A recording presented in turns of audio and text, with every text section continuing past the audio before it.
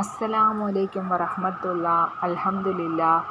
ഭക്ഷണ സാധനത്തിൽ സിഹ്ർ ഉള്ളിൽ പോയാൽ ശരീരം പ്രകടമാക്കുന്ന ചില അടയാളങ്ങളുണ്ട്.